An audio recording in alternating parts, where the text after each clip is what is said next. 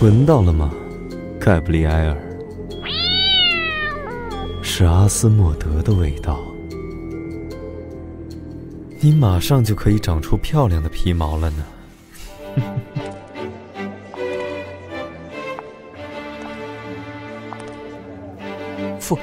副队，恶魔的气息好像消失了。那东西应该还在附近，去外面看看。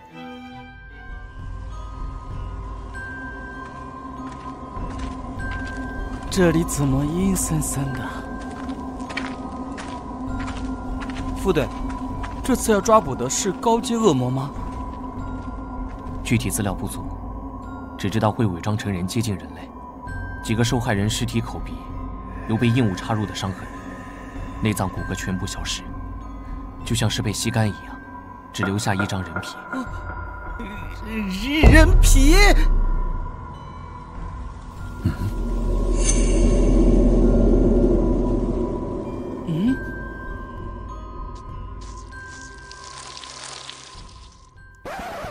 副队，怎么了？少儿不宜。副队，我已经成年了。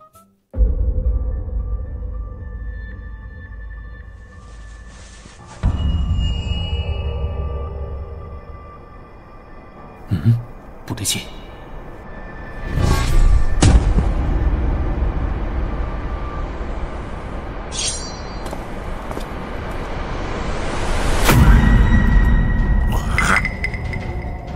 啊！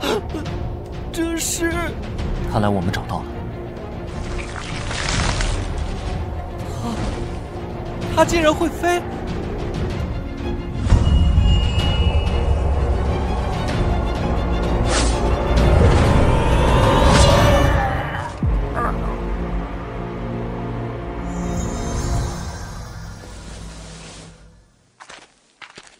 还是来晚一步。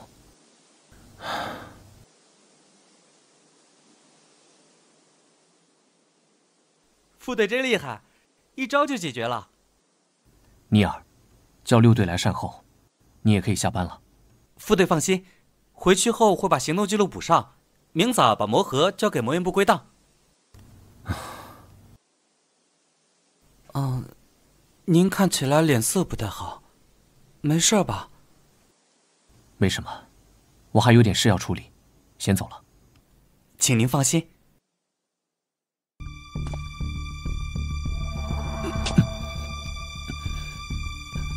还好城堡顶层没有人。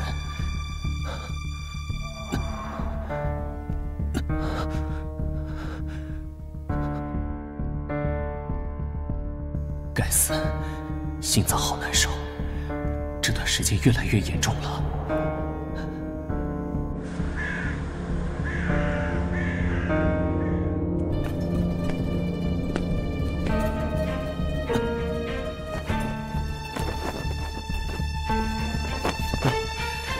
终于找到你了。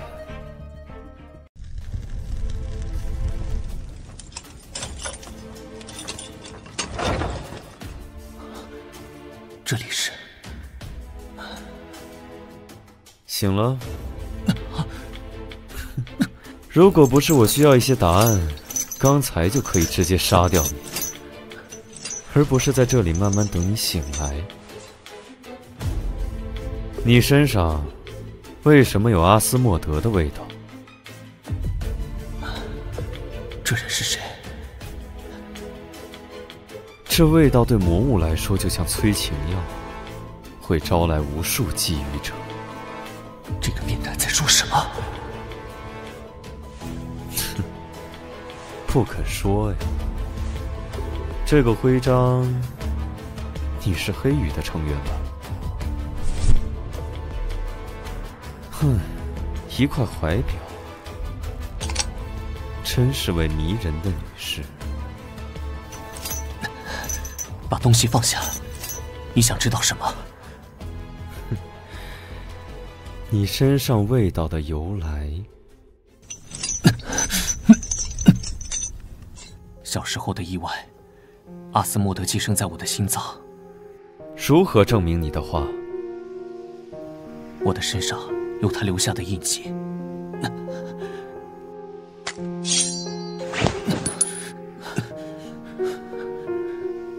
印记在后背。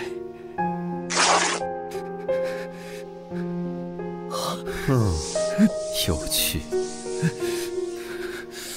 原来如此。虚弱的恶魔借用漂亮的人类躯壳蛰伏，以待复活。据说这种暗玫瑰色的印记会随着时间慢慢绽放。当延伸的印记在前胸心脏处交汇时，就是你的死期。我知道。印记一旦进入绽放期，被寄生者剩下的寿命就不到1年了。看样子你离死期不远了呀。你的心脏我预定了，在你濒死时我会来取走，不会让你的灵魂落在恶魔手中。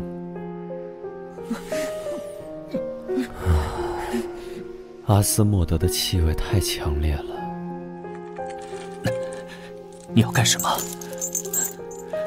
送你一条项链，作为心脏的定金。你管这个叫项链？款式是特别了一些，但能压制住你身上的味道，保护你稀有的心脏不被其他觊觎者发现。而你那珍贵的怀表暂时由我来保管。晚安，我的睡美人，我们还会再见面的，用不了多久。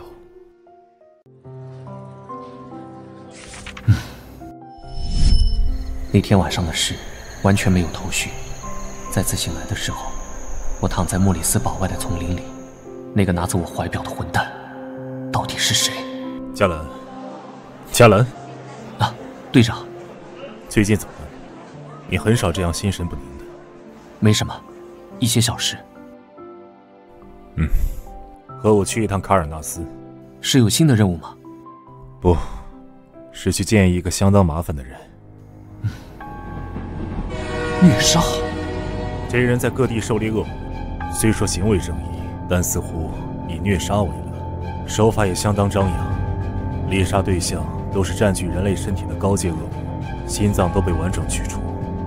虽然最近不知道什么缘故突然停手了，但我们身为黑羽成员，不能放任这样的私刑存在。他是谁？黑泽尔公爵。晚上好，先生们，请问是霍克先生和诺伊斯先生吗？是的。公爵大人恭候两位多时了，请这边走。这里可是圣亚里斯的边境，怎么会有贵族住在这么偏远萧索的地方？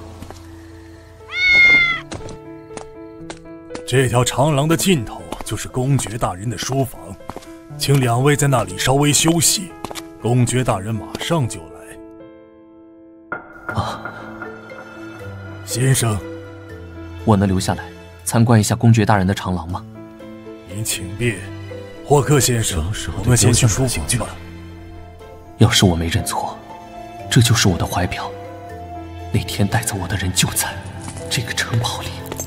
又见面了，黑羽的副队长大人，以及我的猎物先生。那晚带走我的人是你吧？黑羽的副队长果然敏锐。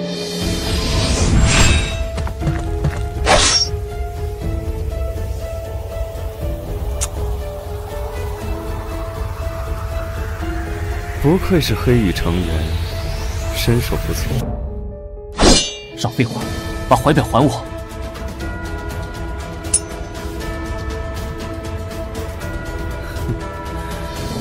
队长大人生气的样子，可真是威严又骇人。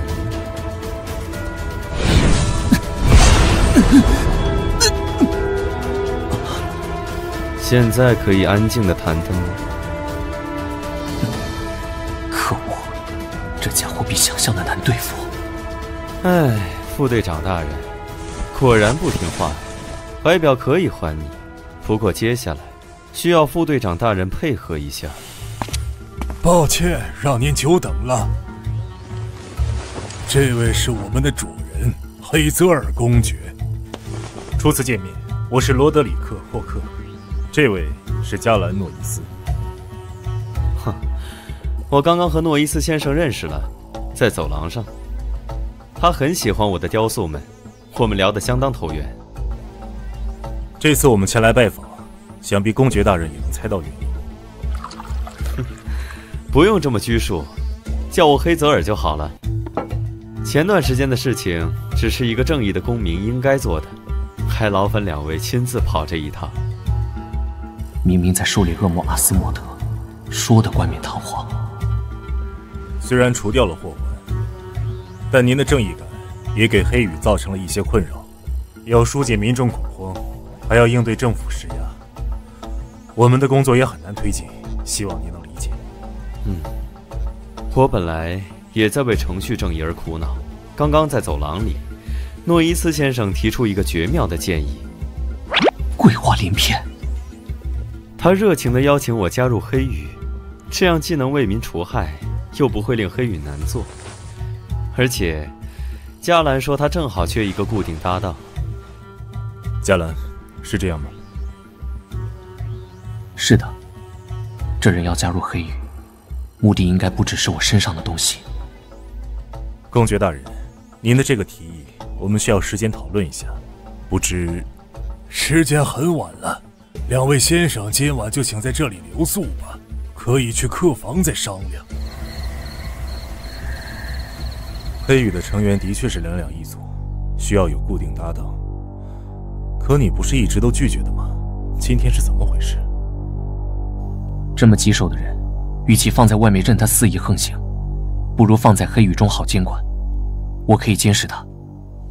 短期内这倒是个最省事的办法，不过这人身份应该没这么简单，还需要详查。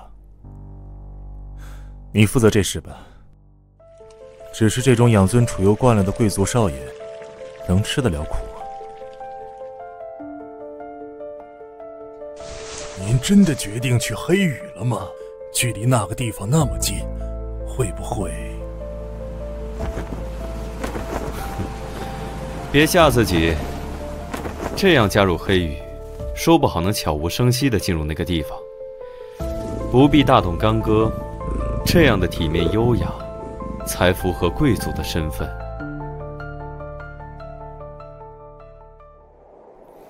昨天的提议，我们商量后觉得很好，欢迎您加入黑羽。首都那边还有些事务需要处理，我们就先回去了，期待您早日入队。这是我的荣幸，不过还请您对我的身份保密，给大家带来压力是我不愿看到的。诺伊斯先生，我未来的搭档。回见。黑羽，全称圣亚里斯黑羽骑士团，总部位于圣亚里斯的首都光之城卢米诺斯。黑羽骑士团直属于女王陛下，是维护世界和平、世界性的组织。骑士团一直在世界各地寻找各领域有天赋的人才，吸纳并培养成为团队中的精英，守护世界秩序。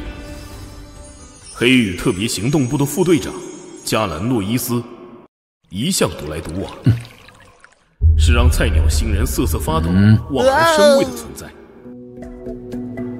不用瞪着我吧，我可不是非法闯入，是宿舍管理员带我过来的。别乱动，我可不希望每次见面都绑着你。这还不是拜你所赐。项链不但能压制恶魔的气息，还能减缓心脏发作的次数。被恶魔寄生的身体会逐渐虚弱，尤其是使用能力之后。想必你自己也感受到了吧？上次在城堡见面就发现，加兰大人就没戴项链，今天果然也没戴。还是说，你想由我亲自为你戴一次？他说的没错，心脏的症状越来越频繁地发作了。如此诱人的皮囊，如果被人抓了去，就不会像我这么绅士了。我有话问你，要维持活物不死，需要相当强大的幻术能力，而且还是一种失传已久的禁咒。你身为圣亚里斯的贵族，怎么知道这种禁咒的？这已经超出猎物的提问范围了。放心，不会让别人看到的。江兰大人，请带新人去总部记录备案。这里是日常工作的大厅。副队，那边那位是队长，想必你已经认识了。资料档案室，案件的卷宗都记录在这里。黑羽一向这么敷衍地对待新人吗？难道还需要我教您怎么走路吗？您的登记完成了，黑泽尔先生。之后会有工作人员为您配备生活用品。大家都想瞻仰一下加兰大人的新搭档长什么样子呢？这2位加在一起，简直是双倍的可怕。接下来去哪儿？你去哪儿我不管。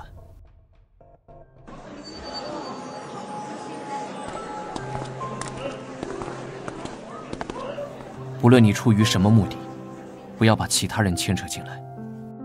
哼，放心吧，我只对加兰大人感兴趣。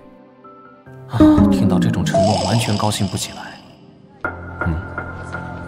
不寻常的气息。那么多人在看什么？来，看一看呐，雷克村盛产的稀有珍珠啊，一颗只要1个金币。1颗珍珠居然这么贵啊！据说最近发现的稀有品种，大部分进过给皇室，只有少数才能被平民见识到。这珍珠啊，是天然形成的人面珍珠。虽然只是珍珠而已，总觉得有些不对劲。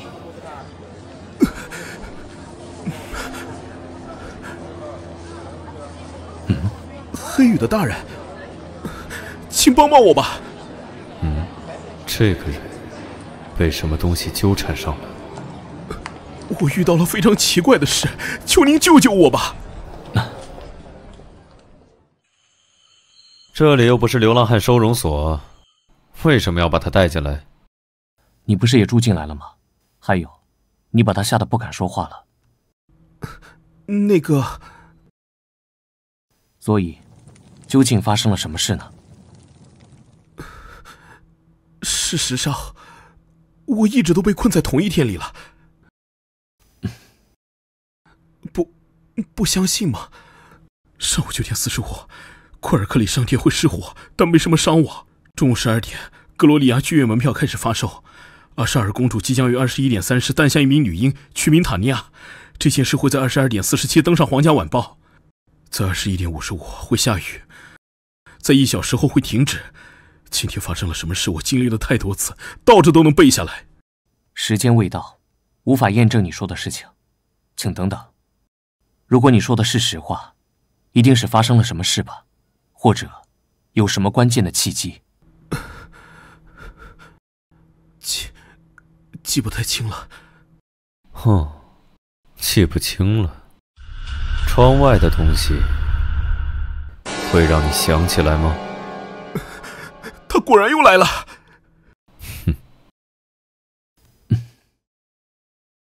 救救我！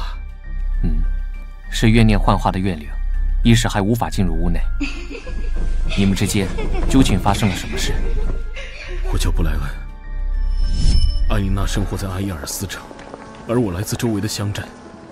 我是搬运工，往返于两地，时常会碰到去学校的艾琳娜，久而久之就相识了。尽管我比艾琳娜大10岁，但我们无话不谈，很快就相爱了。她的父亲是个富有的铁匠，瞧不起我的职业，反对我们相爱。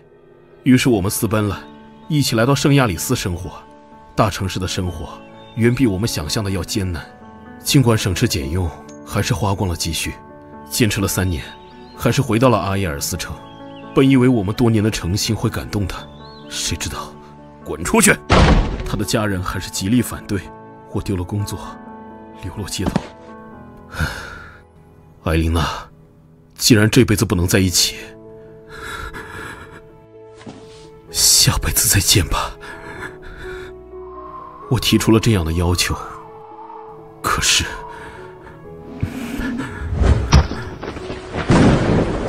看到他死去的惨状，我却退缩了，浑浑噩噩的沿着街道行走一天。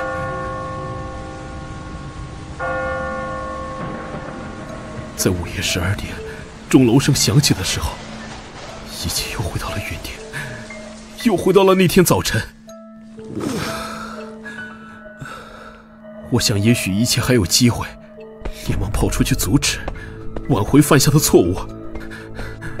可是四处打听，却没人认识听说过有一个叫艾琳娜的人了。失火啦！快来灭火！失火啦！快来灭火！尼洛利亚的门票已经售罄了。皇家晚报上说，公主殿下诞下一位女婴。下雨了，曾经自杀的景象又在我面前重现。她死去的样子再次在我眼前又慢慢消失。无论我躲到哪儿去，到了她当初跳楼的时间，她就在我眼前一遍一遍地跳下去。而我永远在这一天循环，试了无数种方法，今天遇到你们，觉得可以帮到我。21点55分，下雨了。原来是这样，不如回到原地看看。这个人有这么好心吗？不过我也正有此意。怨灵的怨念把这个人困在同一天，或许现场会有什么突破口。就是这里，他还没有出现。就在附近，非常强烈的怨气，被怨念彻底吞噬之前，还是有机会唤醒的。居然要用这么费时的办法，要与亡灵对话。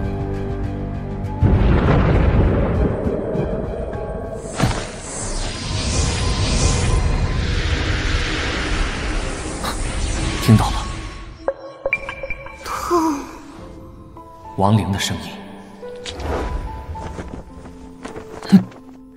痛苦，好痛苦，痛！艾琳娜，不要再陷入痛苦之中了。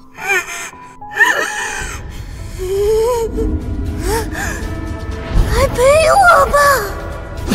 走吧，停止！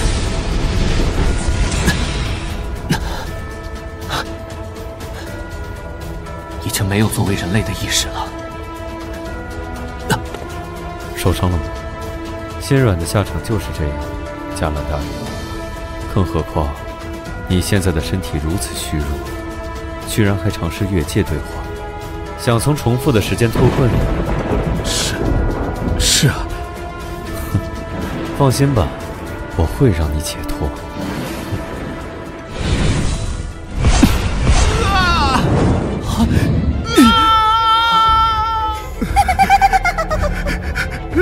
我们可以永远在一起了。解决了。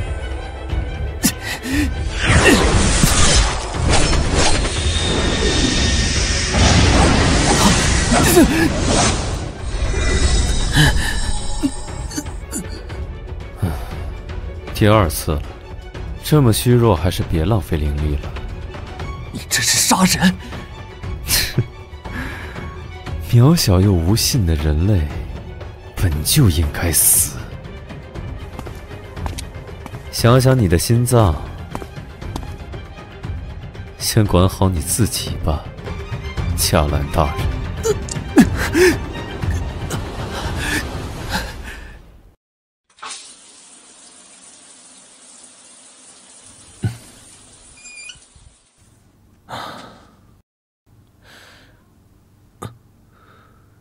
印记又扩散了一点。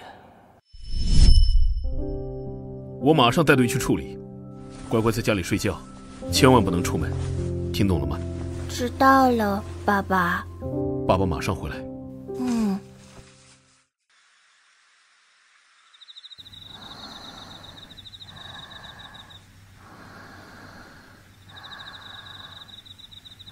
嘉兰，嘉兰，我的孩子。妈妈，妈妈好痛苦，救救妈妈！来，孩子。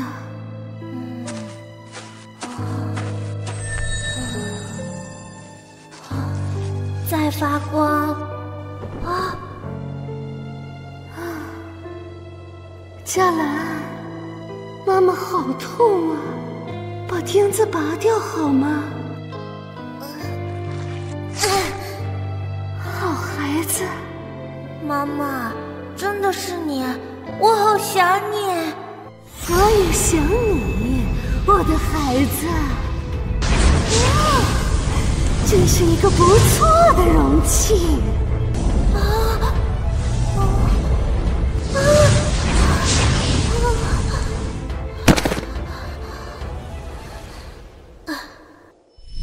再次醒来，我就已经得救了。那晚的经历只剩下模糊的记忆，谁也没料到过早越界与恶魔沟通的能力，反倒成了我噩梦的开端。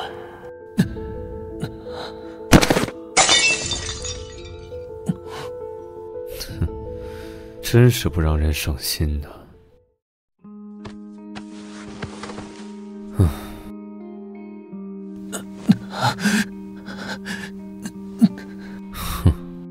盖布里埃尔，项链在哪里？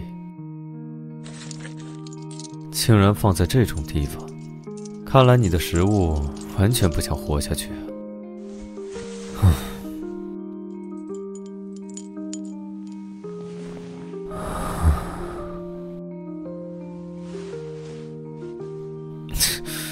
该死，距离这么近，阿斯莫德的气味害我差点失控了。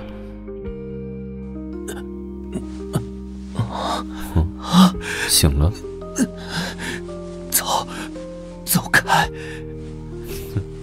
不想这副样子，就乖乖戴着项链。下次再遇到这种情况，就不一定会是我这样的好人了。要有做猎物的自觉啊！乖乖躺着。打扰了，请问有人在吗？这位是副队传说中的新搭档。您好，我是黑羽实习队员尼尔加西亚，我来取上周的案件资料。哼，请稍等，我去拿。喏，谢谢你。另外，今天副队没有去总部，请问是有什么事吗？哼，只是感冒了，需要休息，我会照顾他的，请放心。副队最近好像经常生病啊。一定好好休息。如果有需要，随时可以叫我帮忙。虽然外表难以接近，实际上是个好人嘛。求您一定要帮帮我，我的弟弟奥乔亚布鲁克已经失踪很久了，这是他的照片。请进。这是队长您要的关于雷克村的警署资料。副队，您的身体好点了吗？队长，我这次能跟着副队出外勤任务吗？不行，上次偷偷跟着出外勤的事不能再发生。你资料室的活做完了吗？现在去阅览室整理资料。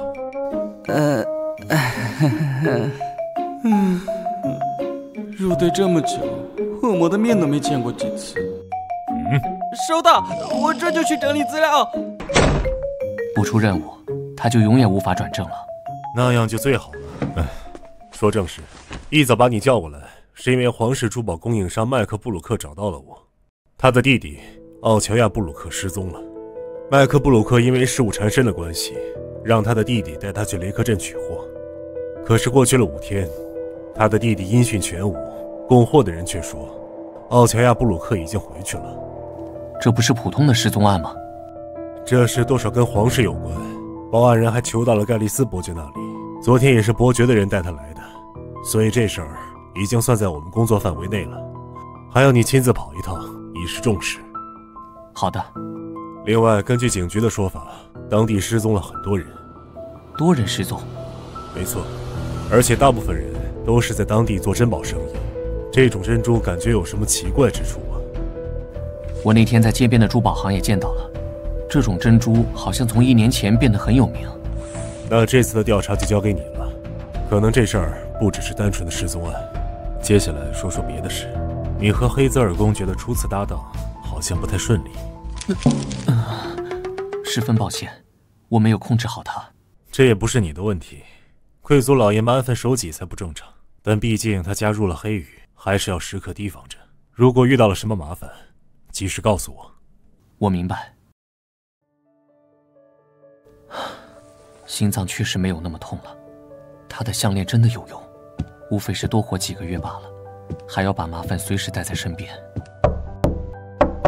今天有十分重要的委托，如果你再不起床，就留在宿舍。急什么？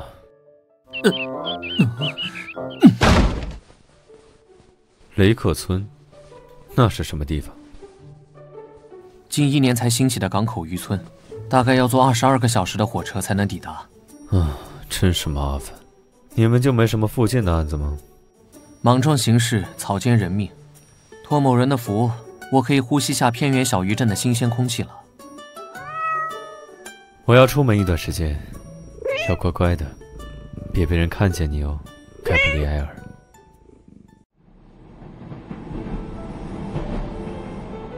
根据警局的资料，雷克村已知的失踪人数有34人。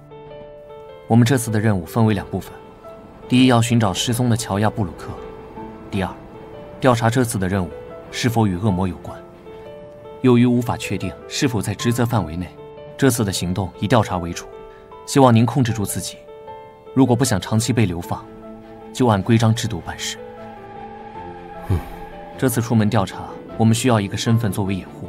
卢米埃斯珠宝行老板的朋友是个好选择，而你是我远亲的堂弟，跟着我做珠宝生意，非必要情况你不必开口说话。堂弟，我已经26岁了。好啊，我会时刻谨记的，哥哥。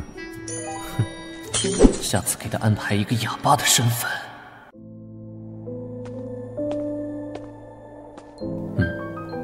那边是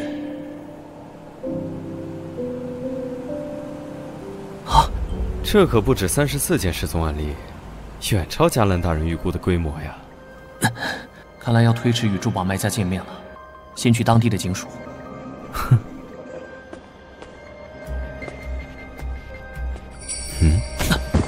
你小点声，别把跟着我们的尾巴吓跑了。在哪儿？你的3点钟方向，看到了吗？放开我，人已经走了。这都是加兰大人反应太慢了。又是来报案的，人口在失踪1周之后才能报案。打扰了，我是黑羽的加兰诺伊斯。原来是黑羽的大人啊！我们来调取奥乔亚布鲁克的资料。哦，这个名字我可是印象深刻。要知道他的哥哥麦克布鲁克前段时间才在雷克镇雇人大张旗鼓地搜寻了一番，如你所见，他们无功而返了。刚刚说，人员失踪1周后，你们警署才能立案。大人，您还不了解雷克镇人口流动的速度，不少人只是因为靠珍珠生意发财，所以搬走了。有的人则是故意躲避警方，毕竟在做黑市买卖，我们也难以确认是否失踪。这案件得一件接着一件，查案难度实在太大。雷克镇的珍珠什么时候开始流行的？1、2年前，我也记不清了。给您，这是关于奥乔亚布鲁克的调查资料。一个名叫盖奇布朗的人与奥乔亚布鲁克于11月下旬进行过交易，警局有他的资料吗？盖奇船长，他是我们雷克镇的名人，他前段时间还捐了一大笔钱给政府建学校。11月28号，奥乔亚布鲁克。他在麦克唐纳旅店住过，这个旅店在哪儿？您沿街直走到尽头，在向左就能看到一个最高的建筑物，那就是麦克唐纳旅馆。二位吃饭还是住店？住宿，我们要312房间。哦，抱歉，这个房间已经有客人预定了。已经被预定出去的，我们也没办法。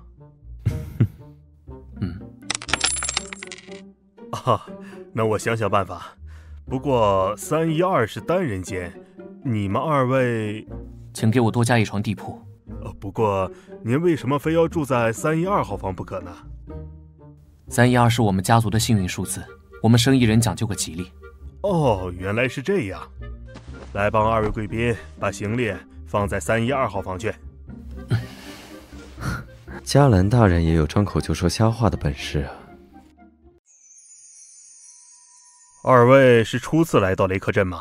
没错，我带着我的堂弟来这里做珍珠生意。来雷克镇的人10个里8个都是来做珍珠生意的，我倒是也略懂些门道。是吗？老板不妨给我们添杯酒，慢慢讲给我们听。在我们西边相邻的小国，有一位叫法伦的公主。法伦公主偷偷爱上了自己英俊的侍卫戴米安。戴米安是个严肃的人，却对公主十分温柔。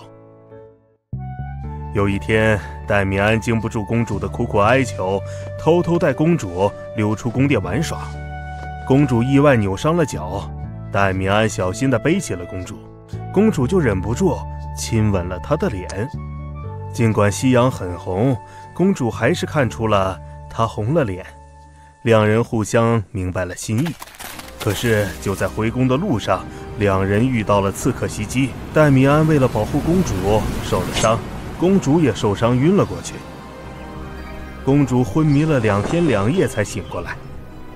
醒来后发现没有熟悉的身影，她连忙问身边的侍女戴米安呢？在公主的追问下，只好回答：因为擅自带公主离开宫殿，戴米安已经被国王处死了。公主不顾阻拦，冲到了城门口，看见了被吊死在城墙的戴米安。公主晕了过去。再次醒来，公主没有哭，只是喃喃自语：再也没有人为我的餐点上装饰笑脸了。曾经活泼的公主变得少言寡语，城堡再也没有过去的欢乐笑声了。这时，一个珠宝商人的人献给了公主一颗珍珠。这颗珍珠上面隐约看到了一张脸，样子和戴米安有7、8分像。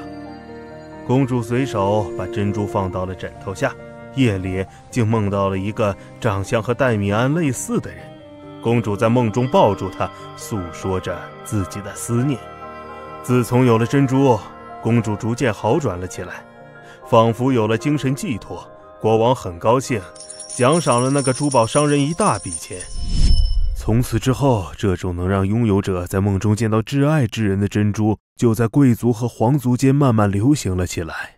什么东西一旦与这些贵人们有了关联，自然就能卖出高价。尽管故事的结局是个悲剧，但怎么可能阻挡得了人们的向往和痴迷呢？这个珍珠售价极高，让发现它的盖奇船长成为了雷克镇最富有的人。他尽管已经富得流油了，还是坚持自己出海，对珍珠的捕捞地点守口如瓶。有趣的故事，谢谢您的招待，我们已经吃好了，该回房间休息了。这就是那个倒霉蛋的房间，跟这帮人套不出什么有用的信息，倒是让我损失了不少钱啊。嘉兰大人，您该怎么补偿我？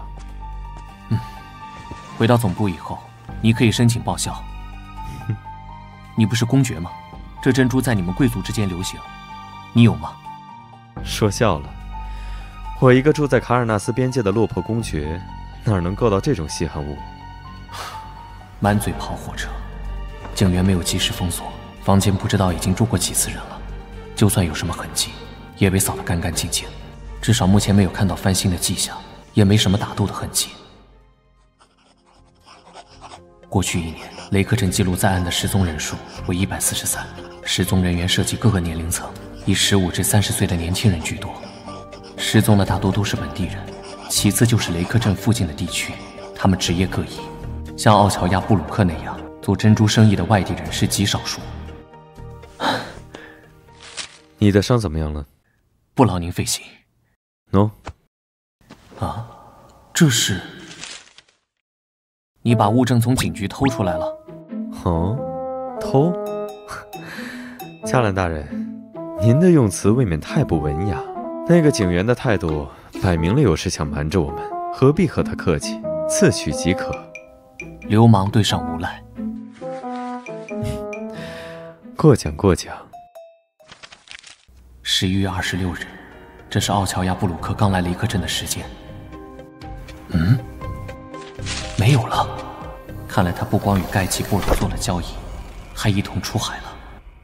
明天还有重要的会面，你不要又睡过头。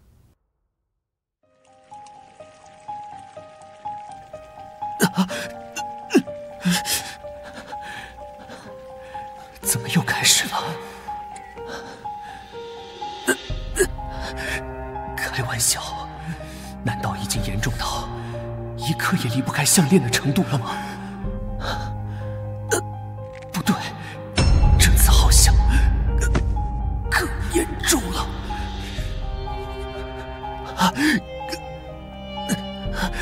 痛得快要喘不过气了。奇怪，怎么洗了这么久？又被你看到我狼狈不堪的模样。真是一个不错的容器，嘉兰，好孩子，我也想你，我的孩子。过去的痛苦时刻折磨着我，死亡啊，你何时降临？我已迫不及待。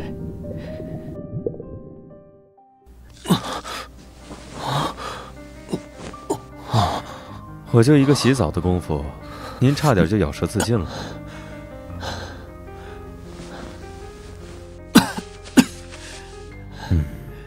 以往有这么严重的情况吗？如你所愿，距离阿斯莫德的寄生，应该是更进一步了。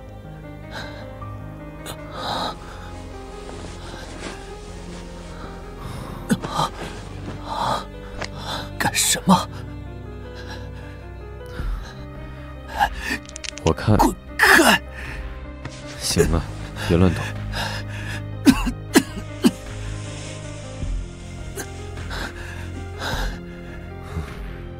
你以为我要对你做什么吗？我对连反抗能力都没有的人没兴趣。刚刚抱你出来的时候，看到后背似乎有伤，我要确定一下。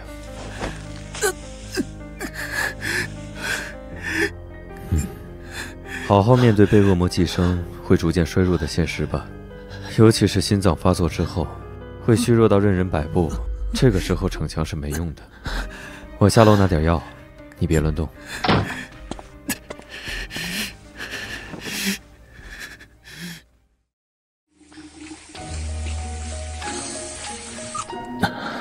昨天，好了，走吧。您好，盖奇先生，我们是来自卢米埃斯的商人，您可以叫我嘉文。旁边这位是我的堂弟。幸会幸会，两位是真的值得被时光和珍宝铭记的好容貌啊，我都转不开眼了。很高兴见到二位啊。关于两位的引荐函我已经收到了，原来是我重要客人的朋友。我正翘首以盼地等着二位呢。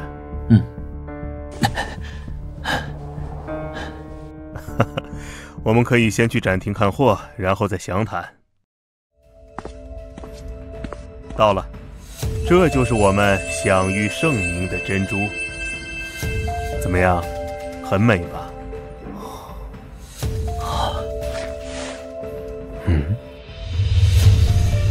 哥哥，这珍珠真漂亮啊！我实在是太喜欢了，可以先买一颗吗？两位是我重要生意伙伴的朋友，这颗珍珠就当是送给两位的见面礼了。抱歉，让您破费了。哪有的事？两位这样的容貌，才配得上如此美丽的珍宝啊！您过奖了，这么美的珍珠，我们什么时候才能订到货呢？真是不巧，这段时间订单太多，大概是没什么存货了。的确没有了，船长。我们急需这批货物，价格什么的好商量，还请您通融一下。这可太叫我为难了。不过，看在熟客介绍的份上，我给你们破个例。正好我明天有出海计划，可以带着两位一起。有什么收获，可以第一时间与两位交易。好啊，合作愉快，两位。这是帕吉特农庄的典藏，请两位慢慢享用。谢谢。其实我一直很好奇，像您这么富有的人，为什么还坚持亲自出海呢？那是因为我对大海的爱呀。只有我们知道，那片充满暗礁与漩涡的海域有多么迷人。了不起，我敬佩一切热爱事业的人。如果您需要更多的资金，我愿意提供帮助。不好意思，加文先生，物以稀为贵，我可不想赚钱的道路变得拥挤。这样啊，是我唐突了。时间不早了，我们要早些回去，为明天的出海做准备。好啊，明天见，两位。希望我们合作愉快。这次也许会大赚一笔啊。这两人大概不像表面看起来这么简单。我们的人在车站就看中了他们，看见两个人在巷子里搂搂抱抱，不是一般的关系。管他是什么关系，这次上钩的鱼正对我的胃口。记得留给我享用一番后，再一起解决。是。你是不是看出什么了？可以感受到诡异的气息，但我也不确定，所以才问那个狡猾的老狐狸要来一颗。喏，你看看。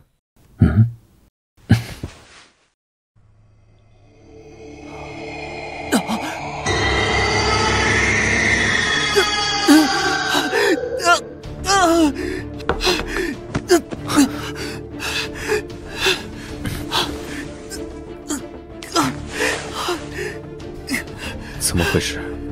只是一颗稍有亡灵残息的珍珠而已。喘不过气。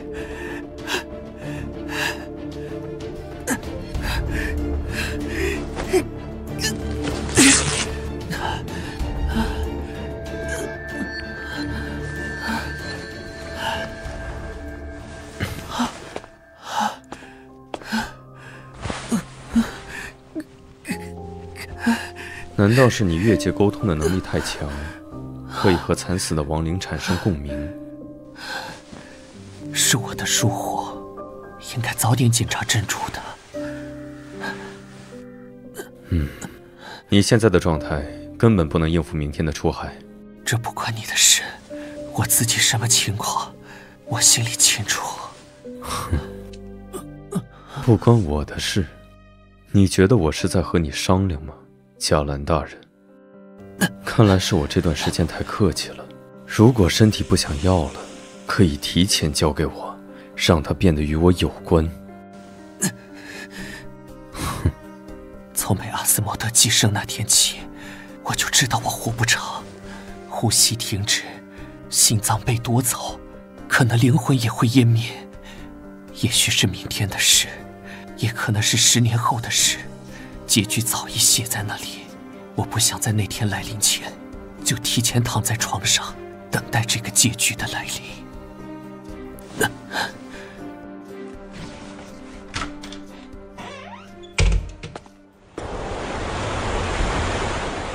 欢迎来到塔尔伯特号，各位。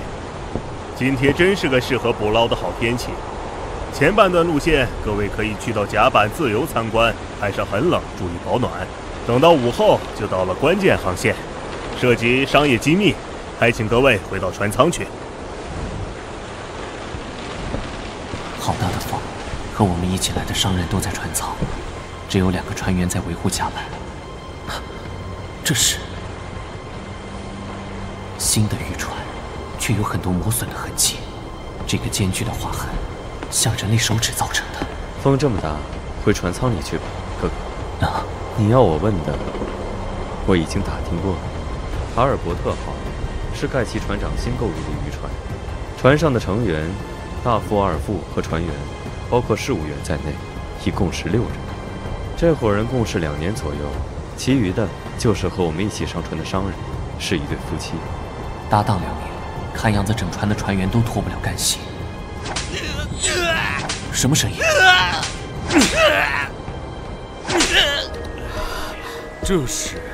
只是在教训偷懒的家伙罢了。不好意思，一点小事就惊扰到各位。不准叫了。低级的爱好。哦，对了，马上就要到秘密航线了，希望各位回到船舱里去。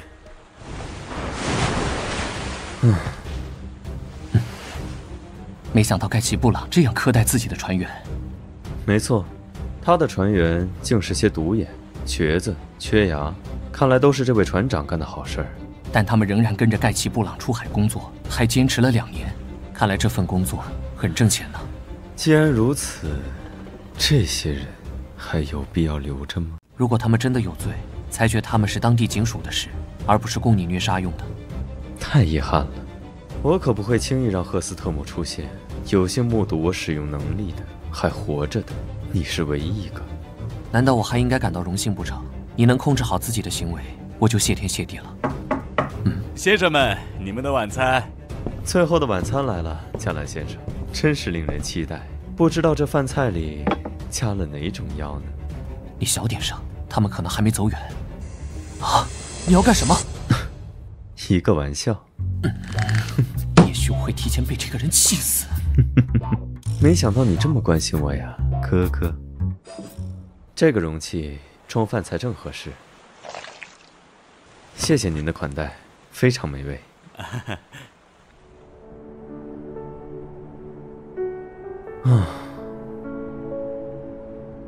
你是怎么被阿斯莫德寄生的？什么时候的事儿？不记得了。你昨晚梦到什么了？好像还哭哭啼啼的。啊！谁哭了？假装中了迷药，可不能这样大喊大叫啊，哥哥。你……有人过来了。刚到城镇的时候也是，这个人的听觉简直像狗一样。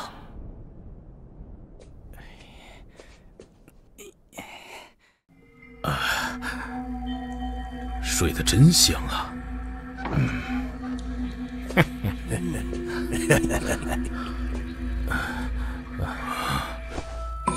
啊？什么？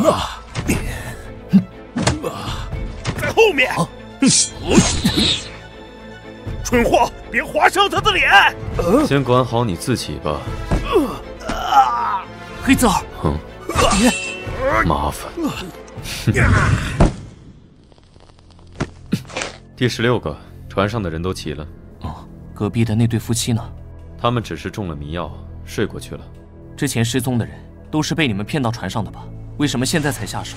这片海域有什么特殊之处吗？何必和他们费这么多口舌？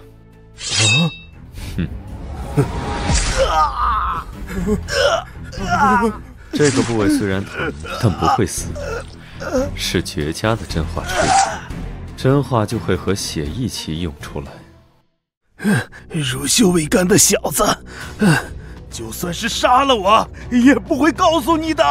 别担心，我不会杀你，我还有一件礼物送给你，先生。什么？有你的鼻子、耳朵、眼睛穿成的项链，你可以选择接受礼物，或是说出真相。从您的眼睛开始，也许一只眼更有助于您瞄准方向。不要啊！我说，怎么样，副队长大人？你在刑讯逼供这方面很有造诣啊。我有一对智力低下的双胞胎儿子，那时我们太穷了，每顿饭只有混着木屑的黑面包，竟还打不到鱼，我只好带着兄弟俩去了新的海域。我记得那天天空阴沉沉的，让我感到心慌。好大的雾啊！不好了，船长，大卫跳到海里去了，我们正在找他。啊？你们怎么不看好他？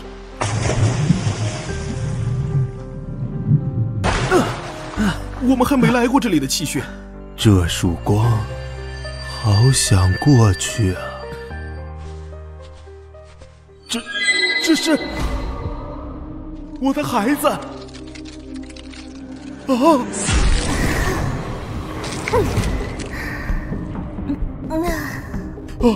大卫，太危险了！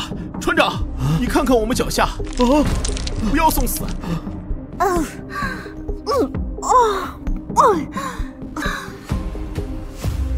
那是什么？怪物的外壳合住了，我们无法破坏，我们就把它吐出的珍珠拿走了。大卫死了，我很伤心。大卫，你回来了！你回来了！每次拿起这颗珍珠，都会梦到大卫。难道我千辛万苦拜访到位于加拉赫山林的女巫，她一定知道些什么？人面蜘蛛在100年前流行过，但很快就销声匿迹了。那批捕捞的人全都死了。再后来，听过故事的人都会付出相应的代价。你确定还要知道吗？我想知道，快告诉我。在雷克镇某处浅海湾洞穴里生活着海妖，因有心智不坚定的人跳入海中作为他们的食物。他们吃掉人类，再吐出封住亡灵残魂的珍珠。只要海妖不死，亡灵就会一直困在珍珠里。你听说了吗？法伦公主的事情，她的爱人死了啊！是啊，我的儿子不能白死。既然通过他的死，发现了这个怪异的珍珠，不好意思啊，能和我说说他爱人的长相吗？那个女巫把海妖说得那么可怕，实际上是个不会移动的海洋生物，还没有鲨鱼危险呢。只要我保持相对的距离，它就只是我赚钱的工具。我知道了公主爱人的长相，再把相似的人献祭给海妖，因此收获了第1桶金。有了第1次的成功经验，我们获得了很多珍珠。路边的乞丐变的珍珠不值钱，给我找年轻漂亮的，本地不够就给我去外地。所以，在车站跟踪我们的人也是你派来的吧？绑架外地人，欺骗与你们做生意的商人上船，把这些人献给海妖吃掉，变成你们想要的珍珠。你们究竟杀了多少人？数不清了。没想到在你们这里栽了跟头。等靠岸了，先把他们交给金属，我去解决那个怪物。你看好他们。你一个人？还有他。希望您不要搞什么小动作，盖奇先生。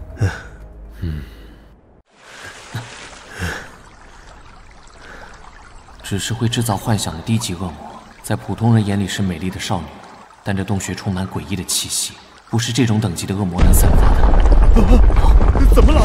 好像阿斯莫德的香味。糟了，怎么回事？水下好像有东西在动。我看中的猎物要被偷走了。要干什么？心脏又开始了，这是遇到危机时的警告。那个海妖只是他的诱饵，这里有更高级的怪物。怎么回事？跟着我原路返回。洞口合上了，我们出不去了。太美味了！你身上怎么会有阿斯莫德的味道？我不想死，我的孩子还在等我。我们在恶魔肚子里。你太吵了！小心！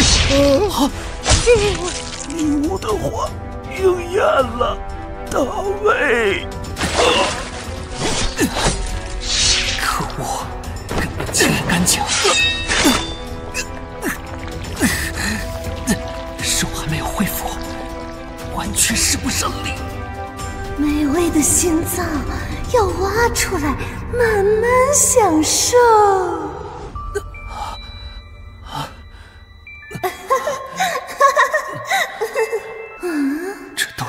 去。想反抗吗？新鲜的血液让我更加兴奋。该享用我的晚餐了，闯入者！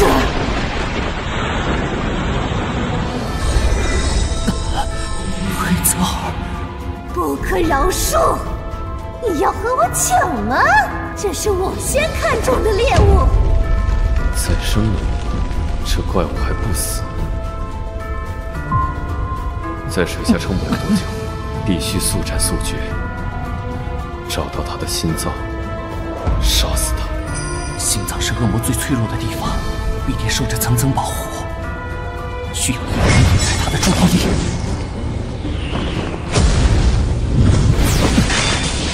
你跑不了的。他的心脏可能在眼睛和触手最密集的地方。吃了你！现在还不是倒下的时候。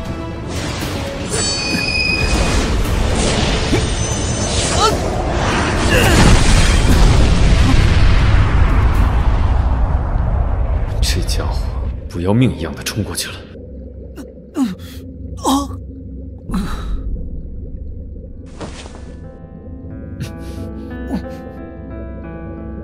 当你的灵性随风飘荡的时候，你孤零而失神的对别人，也就是对自己犯了过错。为这所犯的过错，你必须去叩那受缚者之门，要被怠慢的等待片刻。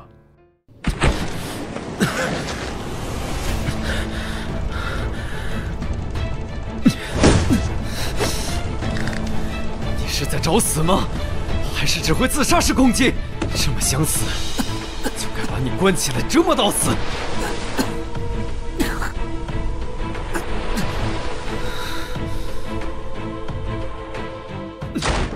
谁会开船？给我返航！敢动手动脚，就剁了丢去海里喂鱼。还有，拿一下止血的药来。项链断了，用这种方法摆脱幻觉，还真是他会做的事。随时可能会死掉啊！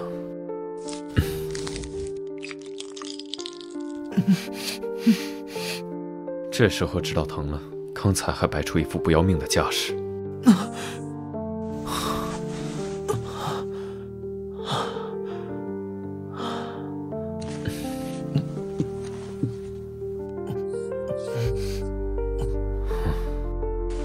浪费时间，要是能直接吃掉就好了。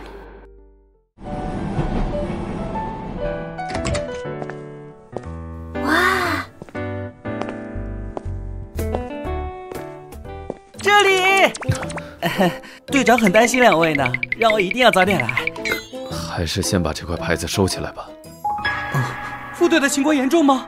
大部分是皮外伤，目前还在发烧，已经提前联系了医疗部上门检查。我们尽快回去。这是什么？糖衣杏仁。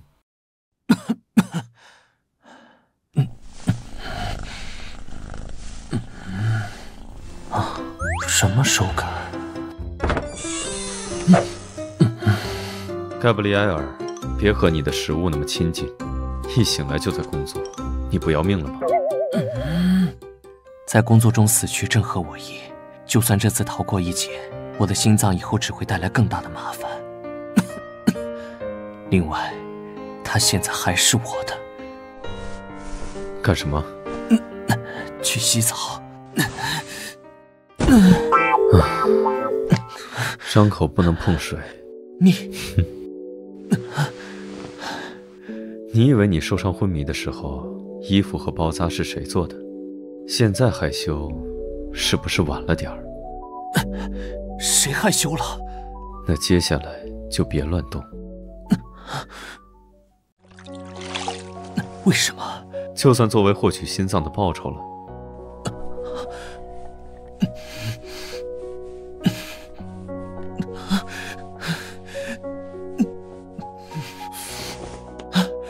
可以了。我自己来。您好，我是6队医疗师尤娜，副队他情况如何？醒了，看起来活蹦乱跳的呢。那真是太好了，加兰大人，你快变成我们医疗部的常客了。嘘，他睡着了。身体还是太虚弱了，看起来样子不太好呢，还是做个全身检查吧。他身上的印记不用了，只要告诉我该怎么做就行了。哎，发什么呆呢？没什么，感觉知道了什么不得了的事，不会被灭口吧？要亲自上药什么的。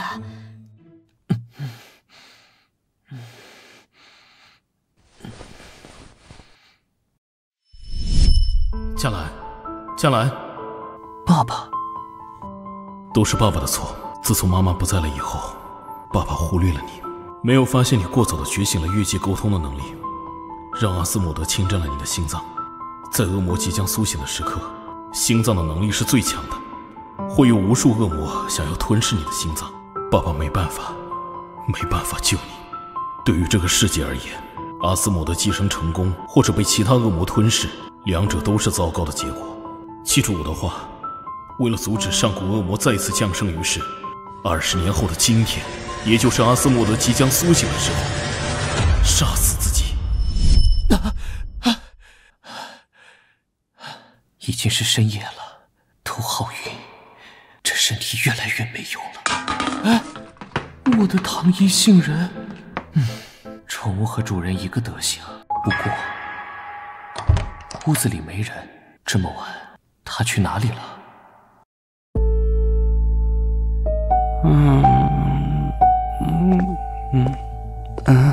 副队让我来查个资料。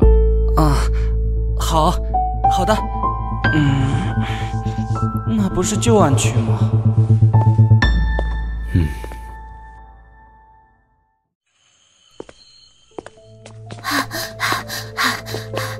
是这个街道送信的小鬼。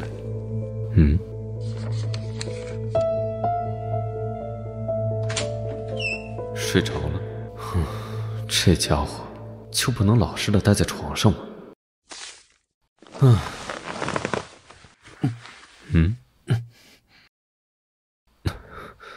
阿斯莫德目前还在沉睡，在察觉到危险靠近的时候，会释放气息，迷惑附近的捕猎者。这是阿斯莫德自我保护机制，尝过一次就无法忘却的美味。更严重了，按理说体温应该降下来才对，现在反而……您是怎么回事？只是小问题，吃点药就可以解决。可是……尤娜，感谢你凌晨跑一趟，现在你可以回去休息了。记得让副队按时吃药。我明白。抱歉，刚刚是我失控了。如果你说什么是阿斯莫德的原因，建议你和我保持10米以上的距离，离我越远越好。公爵大人，也许这样我的伤口会好得快些。说起事情的源头，如果你不靠过来，接下来的事就不会发生了。够了，不要再提了。我会尽快修复好项链的，用来掩盖你身上的气息。这个月第11起了，伤口呈撕裂状，像是受了外力撕扯造成的，双眼被挖走。年龄呢？死者最小的只有5、6岁，最大的不过8岁而已。都是凌晨被人发现死在泽诺比亚街附近。我们已经找了受害人家属谈话，其中最大的共同点，受害人的瞳孔都是蓝绿色。给我地址，我要去案发地一趟。您不是还生病？差不多好了。请带上我。不行，你今天可以收工了，我可不想看到霍克的臭脸。副队，最近怎么都看不到黑泽尔先生了？那天之后，那个人就没有出现过。他是这么轻易就善罢甘休的人吗？我的怀表还在他手里，那是我唯一一件似乎想带进坟墓的东西。好像不该问这个问题。泽诺比亚区就算是白天也没什么人。看来大家都知道了最近发生的事，不敢出来了。我记得汉德就住在这附近，我们去问问他情况，让他最近别出门。好主意。自从那孩子被收养，我最近1周都没怎么见过他了。汉德，你在家吗？我们来看你了。加兰哥哥，还有尼尔，直接称呼我名字啊？你和我也差不多大嘛。加兰哥哥，你的身体已经痊愈了，谢谢你的花和卡片。那我就放心了，我还要去泽诺比亚街送信呢。汉德，泽诺比亚街区最近很危险，你要注意啊。没错，这几天很危险，你还是别在外面走动。没关系，我对那边很熟，而且巴贝特女士也很照顾我。等把这几天的报纸送完，我就可以去学校上课了。我们可以见见巴贝特女士吗？她不在家，晚上才回来。你们要进屋陪我玩一会儿吗？我们就不多打扰了，你要注意安全。好的。下次趁大人在家再来拜访一次吧。